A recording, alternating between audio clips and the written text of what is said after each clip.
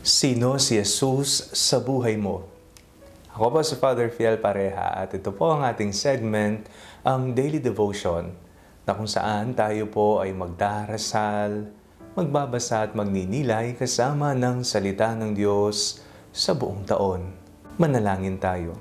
Sa ngalan ng Ama, ng Anak at ng Espiritu Santo. Amen. Halina, banal na Espiritu, liwanagan mo ang aming puso at isip, nang maunawaan at may sa buhay namin ng iyong salita. Amen. Our Bible passage for today is from the Gospel of St. Luke chapter 9, verses 18 to 20, and I read it for you. Once when Jesus was praying alone with only the disciples near him, he asked them, "Who do the crowds say that I am?" They answered, "John the Baptist, but others Elijah, and still others the one of the ancient prophets has arisen." He said to them, "But who do you say that I am?" Peter answered, "The Messiah of God." Palagi po nating napakikinggan ang ebanghelyong binasa natin ngayong araw na ito. Sa katunayan, kahit na pinakikinggan po natin ito maralas, tila ba hindi tumitimo sa ating puso? Natanong niyo na po ba sa inyong sarili, sino nga ba si Jesus sa buhay ko?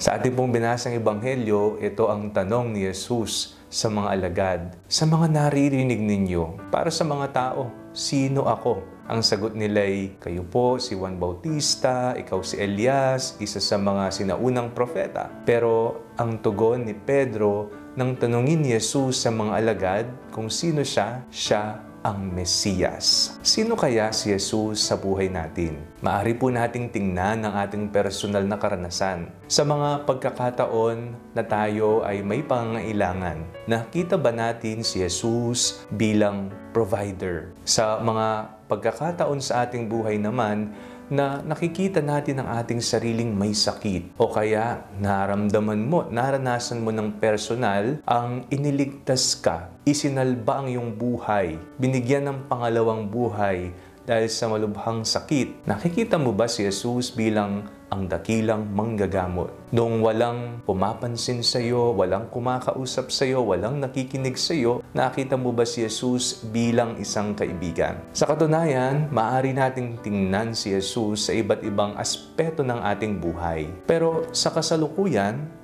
sino si Jesus sa iyo? Palagi po sana, marahil araw-araw, bago tayo matulog at magpahinga, tingnan natin ang galaw ng kamay ng Diyos sa ating buhay. Tingnan natin kung kanino natin naranasan si Jesus. Siya ba'y nakita natin sa isang manggagawa? Siya ba'y nakita natin nung tayo ay nakikipagsiksikan sa LRT? Nakita ba natin si Jesus sa ating mga guro? Nung tayo ay nakikinig ng leksyon? Naramdaman ba natin si Jesus sa isang pulubi? Maaring usisain natin ang ating magdamag at tingnan nasaan si Jesus sa aking maghapon.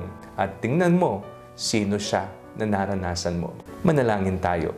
Panginoong Jesucristo, palagi nawa naming tanungin ang aming sarili kung sino ka, base na rin sa aming mga personal na karanasan.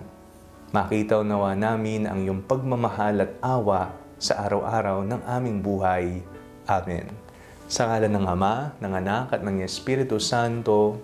Amen. Huwag po ninyong kalimutang i-like ang video ito, mag-comment po kayo and share it with your family and friends. Ang panalangin bago matulog ay may sariling Facebook page na po. Huwag niyo pong kakalimutang mag-like at mag-follow dito, and do not forget to subscribe to our YouTube channel.